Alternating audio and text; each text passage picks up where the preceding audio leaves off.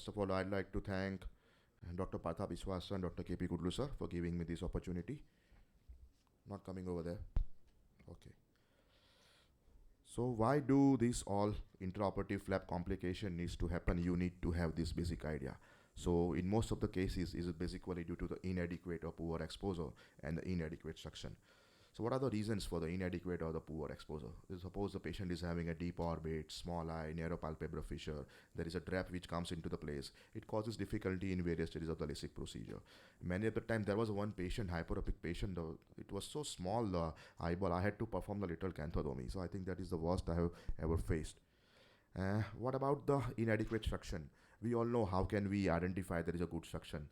Whenever we are applying the suction, we should ask the patient whether patient has stopped seeing the light. That is first one and foremost good side.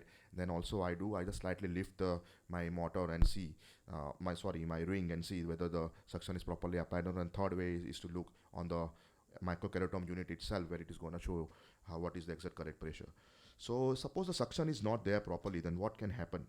Now we can have these irregular flaps, incomplete flaps. I'll be quickly showing you one of the video.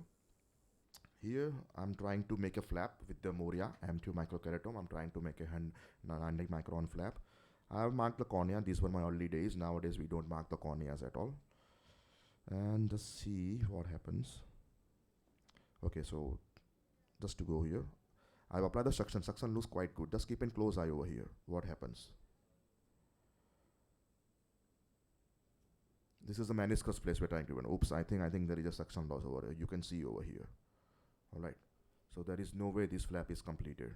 This is you will see here, it's an incomplete flap, irregular flap rather I would say. It has not gone beyond the pupillary margin. So here you cannot go ahead and proceed with the ablation. So what you have to do, you have to make sure that you deposit the whatever irregular flap is there back, and you deposit quite well with the Marrow-Seal sponge. Otherwise there is a risk of the epithelial ingrowth, and you don't want that.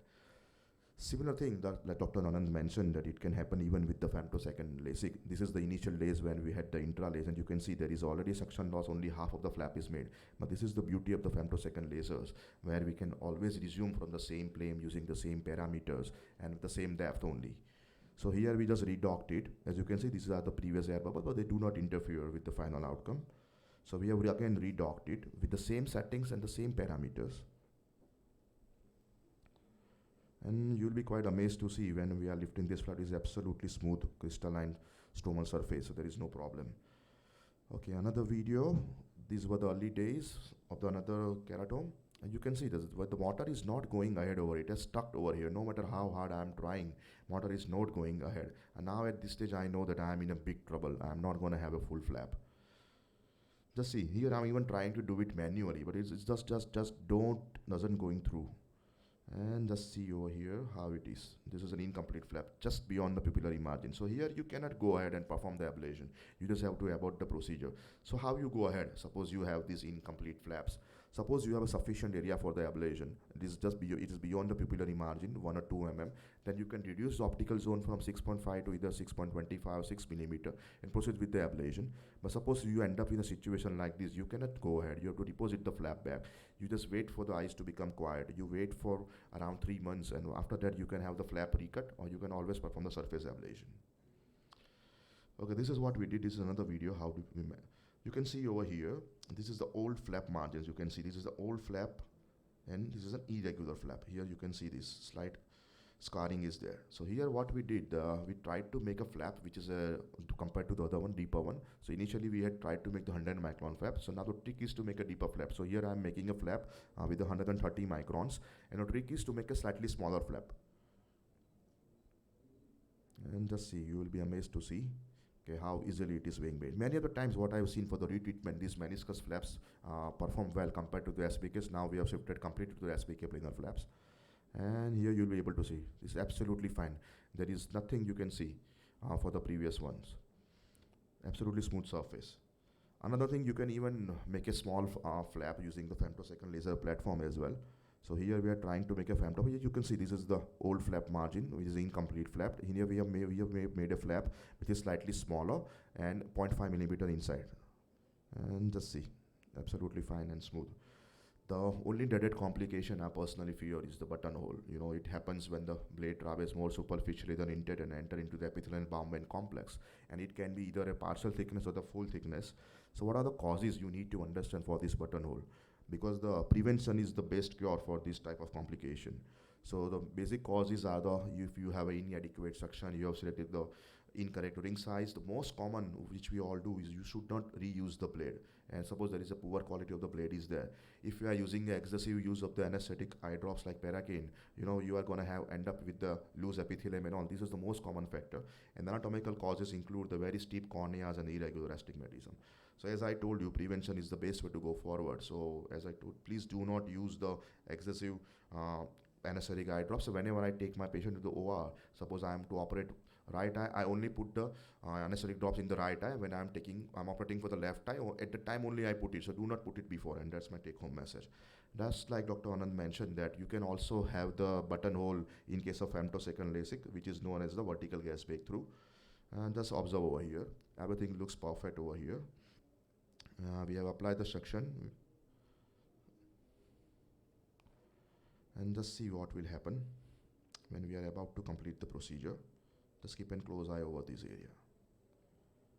Suction seems good. There is a slightly smaller over here. It's one vertical gaze breakthrough. And just see over here. This about when the treatment is about to get finished, I have a vertical gas breakthrough. So now what you do in this situation, as it is quite away from the pupillary area, I thought, okay, let me go through it and try to dissect it. So we went through it. I knew that the dissection in that part would be difficult. As you can see here, I'm getting the difficulty in that part only. Ultimately, what I did, I had to use the crescent blade to separate that area. I was lucky enough that it was quite away from the pupillary area, but suppose it is near the pupillary areas, then you should not proceed with this kind of dissection. You should always postpone the patient, and you can always, remake the flap with the deeper cut, as I told you earlier. I was lucky enough to make it, but I do not recommend to use these ones. So how do we manage the buttonhole? Suppose they are small, peripheral, not centrally located, then you can always go ahead and finish the ablation, just like I showed you in the earlier case. But if it's a central partial thickness, then one has to, avoid doing any type of ablation. You have to abort the procedure, no matter how bad you feel. And you have to make sure that you have opposed the edges well. As I told you, there is a risk of epithelial ingrowth, and this can also lead to the irregular astigmatism. So basically, the management further will depend on whether there is epithelial ingrowth or not. If there is no epithelial ingrowth, then you can safely go ahead with either PTK followed by the PRK mode, depending whether epithelial is smooth or no. And suppose you have epithelial ingrowth, then ideal way is to go forward with the PTK with the mitomycin C first, then you perform the PRK.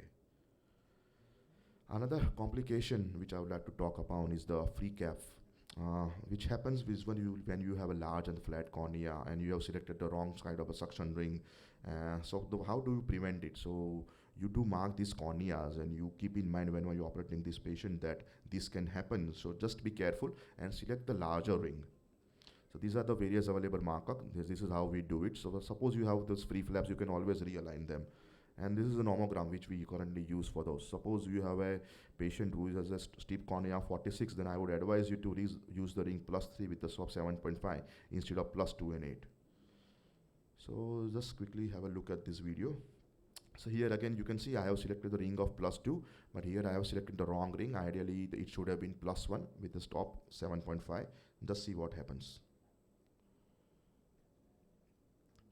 Everything looks quite okay. I think it's not even a nasal. Whenever you apply the suction, I don't think the nasal of the sclera is seen much. But just see, nature had some other ideas in that case.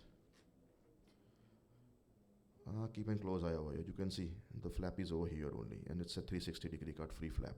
So how do you manage this? Here you can safely go ahead and do the ablation. Only thing that you have to make sure that the site of this epithelium side and the stromal side is correct. So just put it aside into the desiccation chamber. You put it in the glass of the saline. But what the days I like to prefer, I just snatch it out with the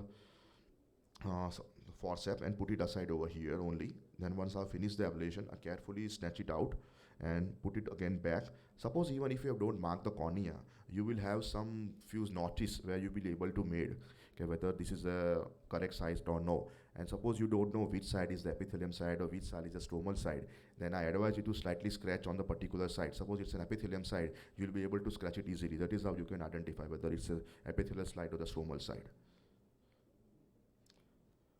Another complication which is very rare, which happened to me, it was a free flap during the femto dissection. I think this is one of the most unique complication I've come across. As you can, I've already made the flap over here. I'm trying to dissect the flap. The patient is absolutely apprehensive, anxious, and just see what happens when I'm trying to dissect. Here, everything is going smoothly.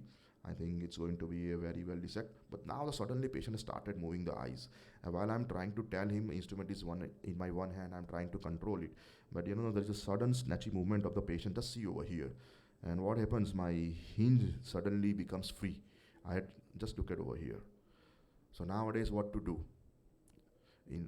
So fortunately I had not completed the dissection, so here we converted from the superior hinge to the inferior hinge. We just dissected carefully and made sure that the inferior part of that flap is not completely separated. So this is how we had to manage. So you have to be careful. So your work job is not over unless you have done the complete dissection. So this is what we did, and we went ahead with the ablation. Another thing which can happen rarely is the flap decentration. If patient is moving the eyes, you have selected the wrong suction ring and all, but most of the time you get away with this. I think that's it. These are my intraoperative flap complication. Free to take the questions from the panelists and the audience.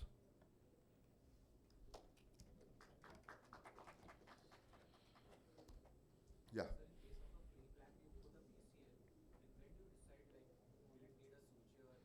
Yeah. Yes, I forgot to mention that. Suppose once you have placed the BCL, you ask the patient to wait into your clinic at least for 3 to 4 hours.